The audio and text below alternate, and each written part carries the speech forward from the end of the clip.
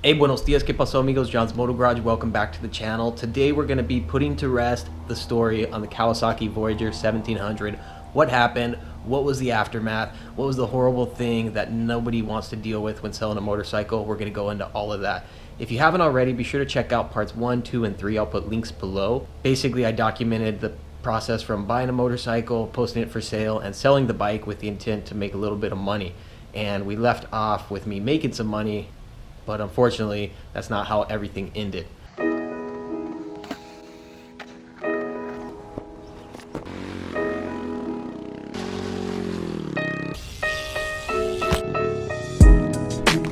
Yikes.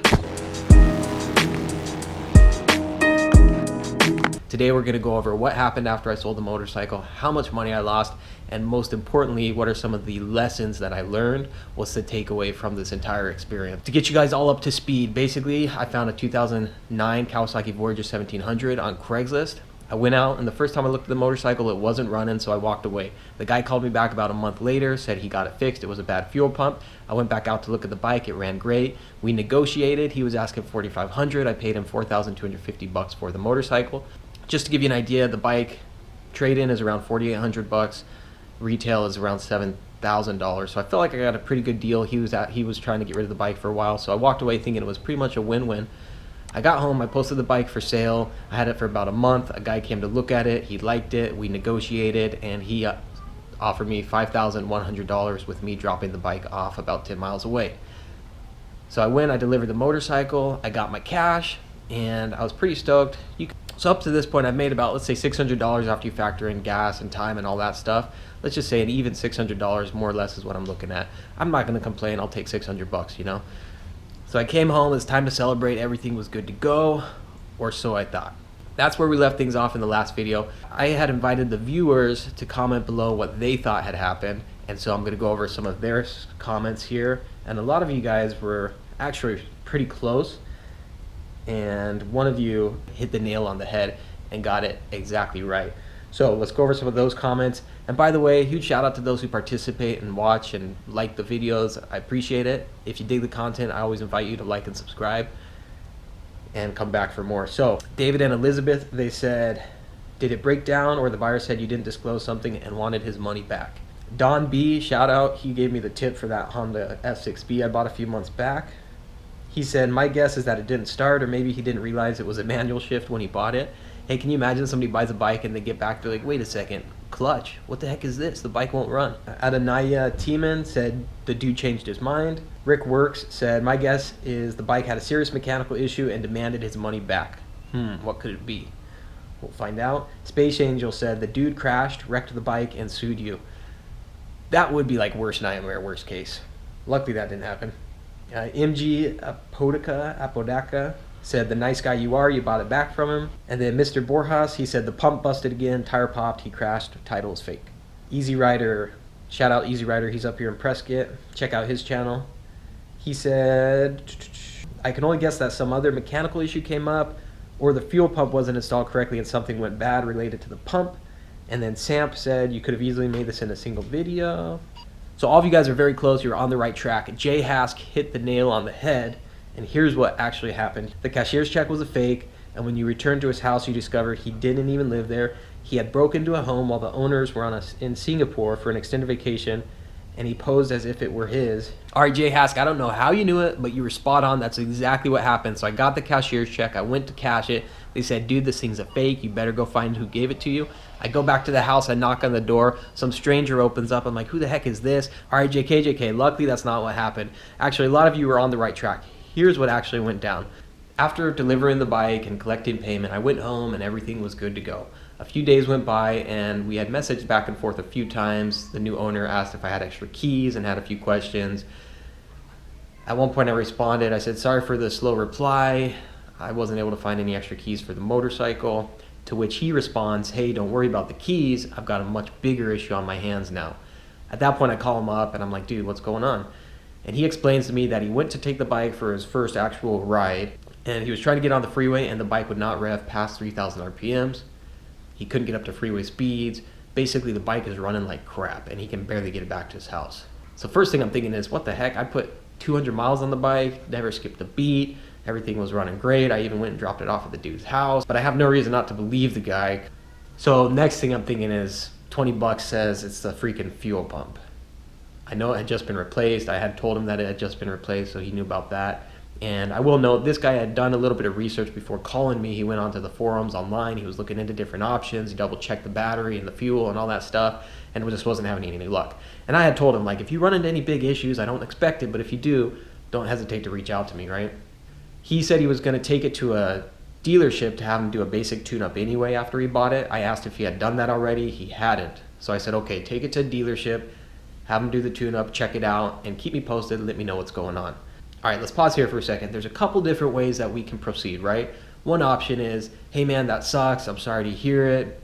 Total bummer, total drag. Hang up on him, destroy my phone, move out of the house, and just get the heck out of Dodge, right? That's one option. It sucks to be you.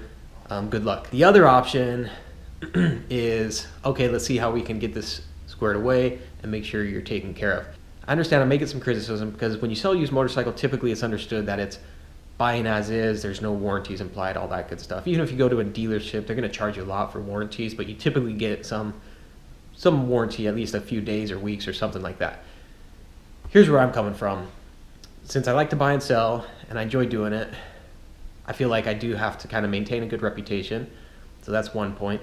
Also, as somebody who buys and sells, I also know how badly it sucks to buy a motorcycle and have something break on it, especially a day or two or a week after you bought it.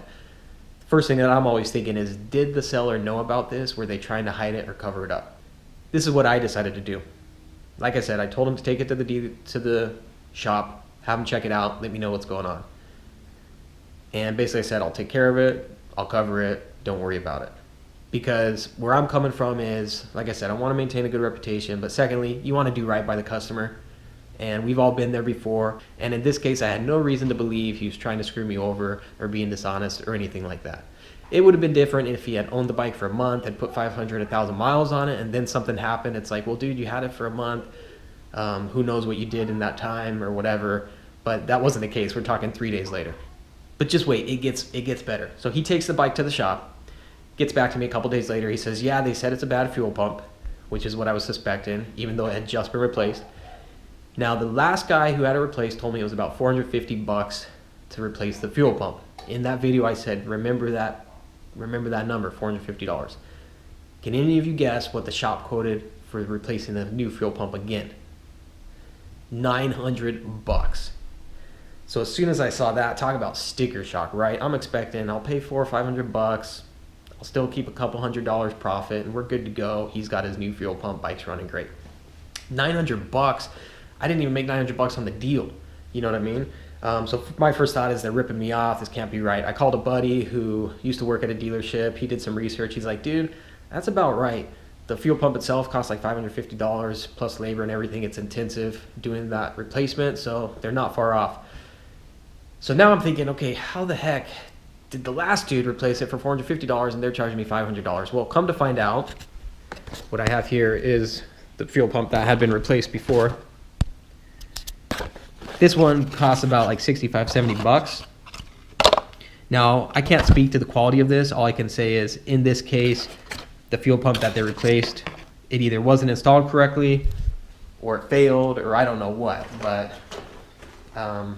yeah, it didn't work, even though I have proof, it had been replaced. So anyway, that's basically the gist of what happened. Now, total net loss for me was only around $300. I say only, it still feels like a lot, but because I already had the money and I thought I had already sold the bike, it feels like I lost $900, right? It feels like I lost a lot more. After talking to the dealership and everything, I went ahead and paid for the $900 fuel pump, and we called it good, and they took care of it. It's the name of the game when you're doing this, buying and selling. Fortunately, I can say I can count on about one hand the number of times something big like this has happened where I've had to deal with a big headache as far as dropping a lot of money on a motorcycle. If it happened all the time, I probably wouldn't be doing this anymore. You know what I mean? I would be in the wrong side hobby. Now, what can I learn from this? What's the takeaway so that moving forward, I don't get screwed like this again? And so here's what I should have done. When I bought the bike, I should have talked to the mechanic, should have found out exactly what he did, and should have found out if he was going to warranty any of his work. Because we've all been there before. You have your You take your car to the shop, they do something, a week or two later you're having issues again. You take it back and they said, oh, I forget to tighten this, or I forgot to torque that, or didn't check the pressure here. It happens. We know it happens. So I, knowing that the fuel pump had just been replaced, should have gotten. I learned my lesson the hard way. It cost me $300. I'm hoping in the long run that I'll be able to make that money up, or at least save myself the headache in the future. I guess time will tell. Time will certainly tell. But yeah, that was the story with the Kawasaki Voyager 1700. Leave a comment below. Has anything like that ever happened to you? What would you have done in this situation? I appreciate all the support. Let me know if you like this series. I had fun doing it this way. It allows me to kind of break the videos up and to focus a little bit more on different aspects of the whole buying and selling process. So if you dig it, I appreciate it. And if not, well, can't please them all, but I appreciate the support. John's Moto Garage will hit you on the next one. Adios, hasta luego. Ride safe, have fun, happy holidays out there, you guys. Los Famous.